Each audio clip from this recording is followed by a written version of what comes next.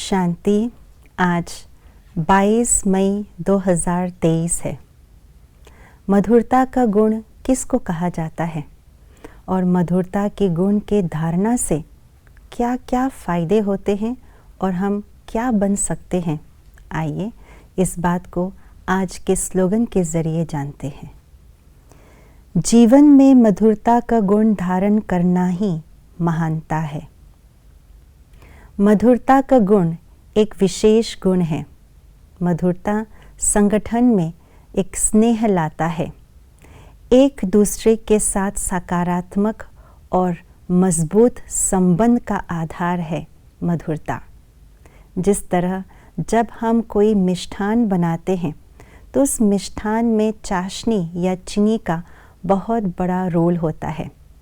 पहला रोल चीनी का यही रहता है कि उस मिष्ठान में मिठास लाता है और दूसरा उसे बांध करके रखता है और उसके आधार से कोई न कोई शेप हम दे सकते हैं। ठीक उसी प्रकार से मधुरता हम संगठन के अंदर संबंधों में मिठास लाता है और साथ ही साथ ये मधुरता का गुण संगठन को एकता के सूत्र में बांध लेते हैं। तो इसीलिए कहा कि जो मधुरता को अपने जीवन में धारण कर लेते हैं वे महान बन जाते हैं, क्योंकि महान बहुत बड़ी चीज़ है। महान बनने का अर्थ है कि जब हम संगठन में रहते हैं तो एक दूसरे को एडजस्ट करके चलना, ये भी बहुत बड़ी महानता की बात है।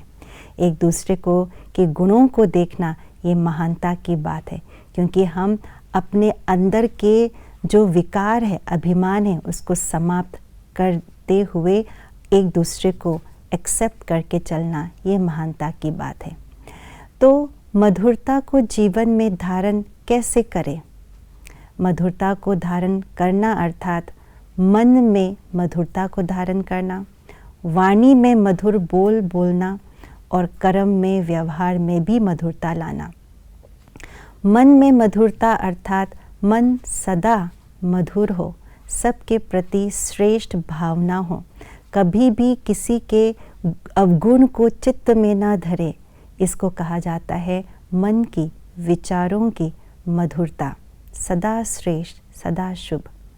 वाणी में मधुरता अर्थात न केवल बोल हमारे मीठे हो, लेकिन उस बोल के मिठास के साथ साथ हमारे जो इरादे हैं, उसके पीछे जो भाव है वो भी मीठा हो, वो भी शुभ हो।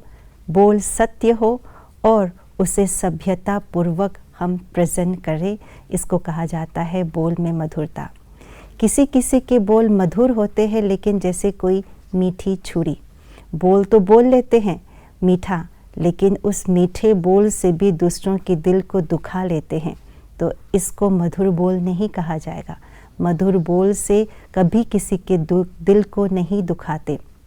बाबा ने कहा है कि यदि हम टोंट के शब्द बोलते हैं तो ये भी एक सूक्ष्म पाप है, क्योंकि इसे दूसरों को दुख दिया। और कर्मों में मधुरता अर्थात हमारे कर्मों में रूहानियत हो, ईश्वरीय गुण हो, दैवी गुण हो, हम अपने कर्मों द्वारा दूसरों को सिखाए, इसको कहा जाता है कर्मों में, व्यवहार में मधुरता। इन सब बातों को हम जीवन में धारण करते हैं तो इसको महानता के श्रेणी में आना कहा जाएगा। ओम शांति।